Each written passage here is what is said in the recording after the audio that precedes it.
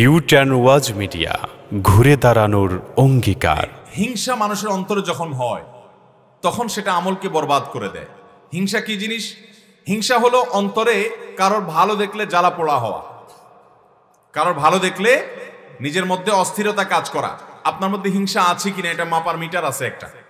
মিটারটা হলো, আপনি ধরুন একজন ব্যবসায়ী দোকানদার, আপনার পাশের দোকানে কাস্টমার ঢুকতে দেখলে, মাল ভর্তি করে দুই হাতে নিয়ে বের হতে দেখলে আপনার ভিতরে যদি চিন করে জ্বলে ওঠে, তাহলে বুঝতে হবে কি আছে?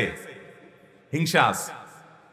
আপনার ছেলেটাও এসএসসি পরীক্ষা দিয়েছে, পাশের বাড়ির ছেলেটাও এসএসসি পরীক্ষা দিয়েছে। আপনার ছেলের রেজাল্ট এখনো আসে নাই, কিন্তু পাশের ছেলের রেজাল্টটা পেয়ে গেছে, জেনে গেছে তারা আগে যে তাদের ছেলে আপনার খুব ভালো রেজাল্ট করেছে, জিপিএ 5 পেয়েছে।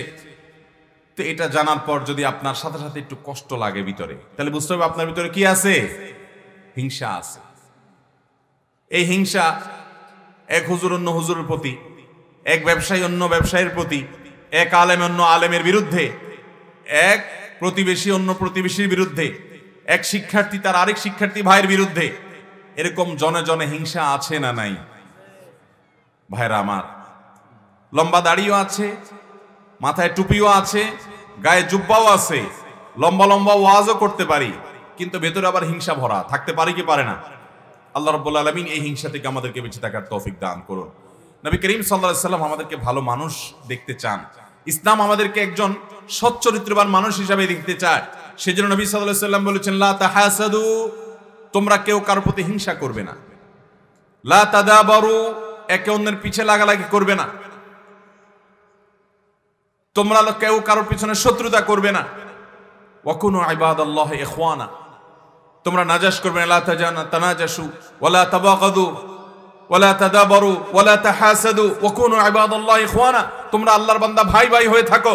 আল্লাহ যদি তোমার পাশের দোকানদারকে অনেক কাস্টমার দেয়, তুমি এখনো সকাল থেকে এই পর্যন্ত বিসমিল্লাহ করতে পারো নাই, মাসি মারতেছো বসে বসে, আর ওই দোকানে একটার পর একটা কাস্টমার ঢুকতেছে আর মাল নিয়ে বের হয়ে যাচ্ছে, তোমারটা দেখার পরে চিনচিন করে না জ্বলে ইমানদার হয়ে থাকলে তোমার এই চিন্তা করা উচিত যে আল্লাহ তাআলা তার দোকানে কাস্টমার পাঠাতে পারছেন, সে আল্লাহ আমার দোকানেও পাঠাতে পারেন।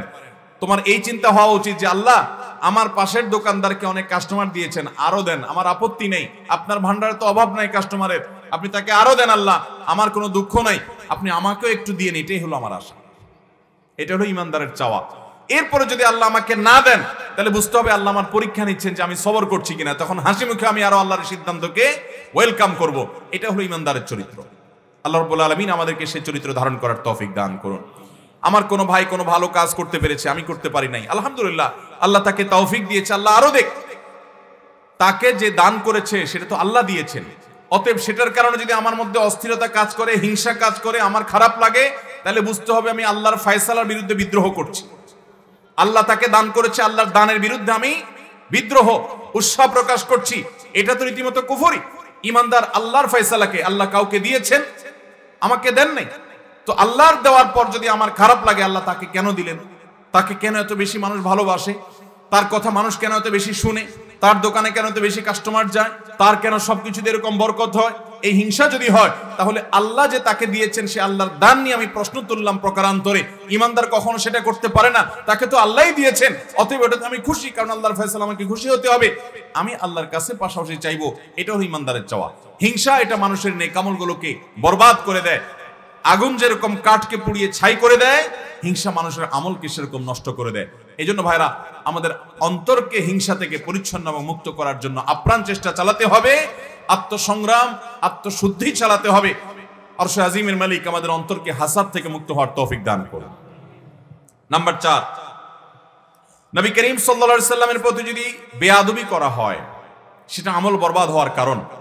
সূরা হুজুরাতের একেবারে প্রথম কয়েকটা আয়াত যদি আপনি দেখেন, দেখবেন আল্লাহ রাব্বুল আলামিন পরিষ্কারভাবে সেখানে বলেছেন, লা তারফাউ আসওয়াতাকুম ফাওকা সাওতিন নবী, তোমরা নবী সাল্লাল্লাহু আলাইহি সাল্লামের কথার উপরে তোমাদের কথা বলো না, তার কথার উপরে কথা বলো না। এর দুটি ব্যাখ্যা। একটি হলো যে নবী সাল্লাল্লাহু আলাইহি সাল্লাম কোনো বিষয়ে সিদ্ধান্ত দিয়েছেন এটা করো, তাহলে তুমি সে ব্যাপারে কোনো পণ্ডিতি করবে না, তুমি এটা করবে। তিনি কোনো বিষয়ে সিদ্ধান্ত দিয়েছেন এটা করবে না, অতএব তুমি সেটার ব্যাপারে আর কোনো পণ্ডিতি করতে যাবে না, জাহির করতে যাবে না। ইমানদার হিসাবে আনুগত্য প্রকাশ করবে, তিনি যা করতে বলেছেন করবে, যা করতে নিষেধ করেছেন করবে না। এটাই হলো আল্লাহ রাব্বুল আলামিনের নির্দেশ, এটাই হলো রাসূল সাল্লাল্লাহু আলাইহি ওয়াসাল্লামের আনুগত্য। তার কথার উপরে কথা বলা মানে হলো তার আনুগত্য না করা। আমাদের সমাজে আজকাল অনেক মানুষ আপনারা দেখতে পাবেন আপনাদের আশেপাশে যারা বলে আমরা কোরআন মানবো, কোরআনে আল্লাহ যা বলেছে সেটাই অনুসরণ করতে হবে, নবী সাল্লাল্লাহু আলাইহি ওয়াসাল্লামের হাদিস আমাদের মানার দরকার নেই, কারণ এই হাদিস 1400 বছর ধরে আমাদের কাছে এসেছে। এই হাদিসের সনদের মধ্যে নানান দিক আছে, এই হাদিসের সনদের মধ্যে সহিহ আছে, জয়ীফ আছে, মওযু আছে, বিভিন্ন বিষয় আছে, অতএব এগুলো আমরা নেব না, আমরা শুধু কোরআন মেনে চলবো। এরকম যদি কেউ বলে তাহলে মনে করতে হবে সে ইসলাম থেকে বিচ্যুত হয়ে গেছে। কারণ আপনি যদি কোরআন খোলেন আপনি অবাক হয়ে যাবেন, গোটা কোরআনে একটি জায়গায় আপনি দেখাতে পারবেন না শুধুমাত্র আল্লাহর আনুগত্যের কথা আল্লাহ বলেছেন। একটি জায়গা দেখাতে পারবেন না যেখানেই আল্লাহ বলেছেন আল্লাহর আনুগত্যের কথা, সেখানে আল্লাহ তাআলা পাশাপাশি আলাদা করে আবার রাসূলের আনুগত্যের কথাও বলেছেন। সূরা মায়েদার যে 33 নম্বর আয়াতটি আমি শুরুতে পাঠ করেছি, আপনি সেদিকে তাকান। আল্লাহ বলেছেন ইয়া আইয়ুহাল্লাযীনা আমানু আতিউল্লাহ ওয়া আতিউর রাসূল। উলামায়ে কেরাম ভালো বুঝবেন, আল্লাহ তাআলা আতফ দিয়ে বলেন না ইয়া আইয়ুহাল্লাযীনা আমানু আতিউল্লাহ ওয়ার রাসূল, এখানে এভাবে বলেন নাই। এই জায়গায় আল্লাহ বলেছেন আলাদা করে আতিউল্লাহ ওয়া আতিউর রাসূল। কোরআনের মতো পাইকারি কথা বলার জায়গায় একটা শব্দ অতিরিক্ত ওয়েস্ট বলার কোনো সুযোগ নেই। ছোট্ট একটা গ্রন্থে কিয়ামত পর্যন্ত আগত মানবতার সকল সমস্যার সমাধানের গাইডলাইন যে বুকে দেওয়া আছে, সেই বুকে কোনো খুচরা কথা বলার টাইম নেই। স্বয়ং নামাজের ব্যাপারে বিশদ বিবরণ আল্লাহ তাআলা কোরআনে দেন নাই, কারণ বিশদ বিবরণের জন্য নবী সাল্লাল্লাহু আলাইহি ওয়াসাল্লামের হাদিস আছে। সংক্ষেপে ইনিশিয়ার শুধু বলে গেছেন, সেই কোরআনে এখানে আলাদা শব্দ ব্যবহার করে আল্লাহ বলছেন তোমরা আল্লাহর আনুগত্য করবে এবং রাসূলেরও আনুগত্য করবে। এবং আল্লাহ তাআলা আলাদা করে বুঝিয়ে দিয়েছেন যে যে ব্যক্তি রাসূলের আনুগত্য করবে, মাইয়াতি'আর রাসূল ফাকাদ আতা আল্লাহ, যে ব্যক্তি রাসূলের আনুগত্য করবে, রাসূলের হাদিসকে অনুসরণ করবে, সে প্রকারান্তরে আল্লাহরই আনুগত্য করবে। এত কিছুর পরও আমাদের কিছু ভাইরা তারা মনে করে যে হাদিস অনুসরণ করা যাবে না, শুধু কোরআন অনুসরণ করলেই চলবে। আপনি কোরআনের আয়াত যদি খোঁজেন, আমি তো শত শত আয়াত পেয়েছি, যেই শত শত আয়াত বলছে যে শুধুমাত্র আল্লাহর আনুগত্যের স্লোগান, রাসূলের হাদিসকে না মানার স্লোগান, এটা কখনো হেদায়েতের স্লোগান নয়, এটা গোমরাহির স্লোগান। আপনি কোরআন খুলেন দেখতে পাবেন আল্লাহ তাআলা বলছেন হে রাসূল আপনার প্রতি কোরআন নাজিল করা হয়েছে। কেন কেন রাসূলের প্রতি কোরআন নাজিল হয়েছে? আল্লাহ তো জিবরিলকে দিয়ে কোরআন পাঠাতে পারতেন, এবং মক্কার মুশরিকদের চাওয়া এটাই ছিল যারে মোহাম্মদ তো আমাদের সাথে এরকম ইয়ামশি ফিল আসওয়াক, রাস্তা যায়, বাজারে যায়, আমাদের সাথে চলাফেরা করে, আমাদের মতোই মানুষ, তার উপর আবার কিভাবে ওহী নাজিল হয়? তারা তো চাইছে অলৌকিকভাবে আসমান থেকে জিবরিল কোনো আল্লাহর কালাম গ্রন্থ নিয়ে এসে কাবার ছাদে টাদে দিয়ে যাবে, এরকমটাই ডিমান্ড ছিল তাদের। কিন্তু আল্লাহ বলছেন না, হে রাসূল আপনার প্রতি কোরআন নাজিল করা হয়েছে কেন? লিতুবাইয়িনা লিন-নাসি মা নুযিলা ইলাইহিম, যাতে করে আপনি এই কোরআনকে ব্যাখ্যা করে বিশ্লেষণ করে আপনার হাদিসের মাধ্যমে আপনি বুঝাই দিতে পারেন এই কোরআনটা হলো মূলপাঠ বা মতন, এর ব্যাখ্যা এবং সরা হলো নবী করিম সাল্লাল্লাহু আলাইহি ওয়াসাল্লামের হাদিস। স্বয়ং আল্লাহ তাকে দায়িত্ব দিয়েছেন লিতুবাইয়িনা লিন-নাসি মা নুযিলা ইলাইহিম, হে রাসূল এই কোরআন আপনার প্রতি নাজিল করা হয়েছে যাতে করে যা নাজিল করা হয়েছে এটাকে আপনি খুলে খুলে ব্যাখ্যা বিশ্লেষণ করে দিতে পারেন, এই জন্যই আপনাকে চুজ করা হয়েছে। শুধু আল্লাহ তাআলা আসমান থেকে কিতাব পাঠান নাই, আল্লাহ তাআলা কিতাব ব্যাখ্যা করার জন্য রাসূলও পাঠিয়েছে। অতএব যদি কেউ আল্লাহর কিতাবকে মানে, আল্লাহর রাসূলকে অস্বীকার করে, তাহলে একটা মানলো সে আরেকটা অস্বীকার করলো। সবচেয়ে বড় প্রশ্নের বিষয় হলো, আপনি যদি শুধু কোরআন মানতে চান, হাদিসকে না মানতে চান, আমার বিনীত জিজ্ঞাসা হলো আপনি কোরআন কোত্থেকে পেয়েছেন? রাসূল আকরাম সাল্লাল্লাহু আলাইহি ওয়াসাল্লাম কি আপনাকে হাতে হাতে এসে কোরআন দিয়ে গেছে? জিবরিল কি আপনার বাড়িতে এসে কোরআন রেখে গেছে? এই কোরআন যেই চেইন থেকে, যেই পাইপলাইন থেকে এসেছেন, যেই সনদ থেকে পেয়েছেন, সাহাবী, তাবিঈন, তাবে তাবিঈন থেকে নিয়ে, আইম্মে মুজতাহিদিন থেকে নিয়ে, উলামায়ে কেরামের মাধ্যম হয়ে যুগ যুগ ধরে শত শত বছর হয়ে যেই মাধ্যমে কোরআন এসেছে, সেই একই মাধ্যমে হাদিসও, সেই একই মাধ্যমে পাওয়া কোরআনকে আপনি স্বীকার করবেন আর হাদিসকে অস্বীকার করবেন, এটা মূর্খতা ছাড়া আর কিছু হতে। মোহতারাম হাজরিন, হাদিস সংকলনের ইতিহাস ইসলামী ফাউন্ডেশন থেকে জাতীয় একাধিক বই প্রকাশ হয়েছে। আপনি যদি সেই বইগুলো পড়েন, আপনার কাছে দিনের আলো মতো পরিষ্কার হয়ে যাবে। বিশেষ করে আমাদের জেনারেল শিক্ষিত ভাইরা এই ধরনের গোমরাহিতে পা দিয়ে ফেলেন, তারা না বুঝার কারণে। আমি আপনাকে বিনীতভাবে অনুরোধ করব, এই বিষয়ে সিদ্ধান্ত আপনি পড়ে নেন। আপনি অনুগ্রহ করে হাদিস সংকলনের ইতিহাস সম্পর্কে একটু জানার চেষ্টা করেন, আপনি অবাক হয়ে যাবেন। পৃথিবীর কোনো মানুষ, পৃথিবীর কোনো সমাজ কল্পনাও করতে পারবে না। আল্লাহ রাব্বুল আলামিন কোরআনে কারীমে যে বলেছেন, ইন্না নাহনু নাযালনা যিকরা ওয়া ইন্না লাহু লাহাফিজুন, আমি কোরআন নাজিল করেছি এবং এটাকে আমি হেফাজত করব। কোরআনের শুধুমাত্র মূল পাঠ হেফাজত করলে হেফাজত নয়, কোরআনে আল্লাহ তাআলা ইনিশিয়ার যে কথাগুলো বলেছেন এগুলোর ব্যাখ্যা কি, এগুলোর বিশ্লেষণ কি, এগুলোর মর্ম কি, এগুলোর অর্থ কি, সেটা সংরক্ষণ করাটাও কোরআনের সংরক্ষণের অংশ। অতএব আপনি যদি হাদিসকে অস্বীকার করেন তাহলে সেক্ষেত্রে কেমন যেন আল্লাহ তাআলা কোরআন সংরক্ষণ করেন নাই।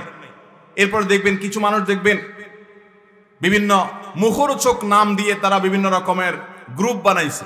এই লোকগুলো দেখবেন নামাজ পড়ে আপনার অনেকটা সেনাবাহিনীর ওই ট্রেনিং এর মতো করে, আছে না নাই? কারণ যখন আপনি হাদিস মানবেন না তখন এবার মন মতো আপনি আয়াতকে ব্যাখ্যা করবেন। একজনে বলবে না নামাজ মানে হলো এরকম, আরেকজন বলবে না নামাজ মানে হলো ওই রকম, আরেকজন বলবে না নামাজ মানে হলো এরকম। কারণ নামাজের বিস্তারিত ব্যাখ্যা তো কোরআনে নাই। আর নামাজের ব্যাখ্যা তো পরের কথা, নামাজের আগে যে আজান দিবেন তার আলোচনাই কোরআনে নেই, আলোচনাই নেই। শুধুমাত্র বলা আছে ইদা নুদি আলিস সালাহ, কিন্তু কাইফিয়াতে নেদা বা আহ্বান কিভাবে হবে নামাজের প্রতি তার ব্যাখ্যা আছে কোথায়? অতএব যদি কেউ হাদিসকে অস্বীকার করে সে কখনো ইসলাম মানতে পারবে? মোহতারাম হাজরিন, এই যে আল্লাহ বলেছেন কোরআন সংরক্ষণ করার দায়িত্ব তিনি নিয়েছেন, কিভাবে সংরক্ষণ করেছেন? দুইটা মিরাকল। কোরআনের মূল পাঠ, কোরআনের যে অ্যারাবিক টেক্সট, আল্লাহর কালাম সরাসরি, এটা হেফাজত করার জন্য আল্লাহ তাআলা কিছু বক্ষকে কবুল করেছেন। এটা হেফাজতের জন্য আল্লাহ কিছু বক্ষ কবুল। আপনি পৃথিবীতে আরেকটা বই দেখাতে পারবেন না যে বই পৃথিবীর মানুষের মাঝে 100-200 বছর বেঁচে আছে মানুষের বক্ষ হয়ে।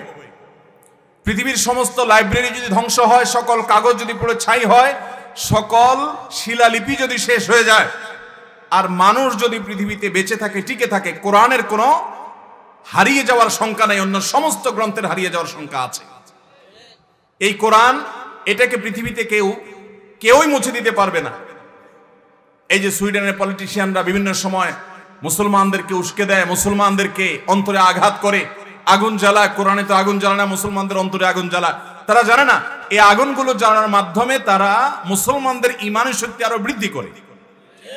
এর কারণে মুসলমানদের ইমানের প্রতি, কোরআনের প্রতি তাদের ভালোবাসা কমে না, বরং আরো বাড়ে। মোহতারাম হাজরিন, এই কোরআন ফুৎকার দিয়ে উড়িয়ে দেওয়ার জিনিস না। কত মানুষ এটাকে ফুৎকার দিয়েছে, তারা উড়ে গেছে, তারা হারিয়ে গেছে। কোরআন টিকে আছে, কিয়ামত পর্যন্ত কোরআন টিকে থাকবে, তারা হারিয়ে যাবে। আপনি দেখাতে পারবেন আজ থেকে 500 বছর আগে কোন শাসক পৃথিবীতে ছিল, 600-700 বছর আগে কোন রাজা পৃথিবীতে ছিল, কোন ক্ষমতাধর মানুষ পৃথিবীতে ছিল। আজ তার 14 গোষ্ঠীকে যদি গালিগালাজ করে যদি কেউ, হাজার হাজার লক্ষ লক্ষ মানুষের মধ্যে মনে একটু ব্যথাও হবে, এরকম একজন রাজা আপনি খুঁজে পাবেন না। যে 100 বছর, 200, 500, 300, 400 বছর আগে চলে গেছেন, এরকম কোন রাজা মহারাজা পৃথিবীর কোন শক্তিধর মানুষ দুনিয়া থেকে চলে গেছে, কিন্তু এখন তাকে কটু কথা বললে, মন্দ বললে মানুষ তার জন্য কান্নাকাটি করে, খারাপ লাগে, তার ভালোবাসায় তারা তাদের অন্তরটা পড়ে জ্বলে, এরকম কোন রাজা দেখাতে পারবেন?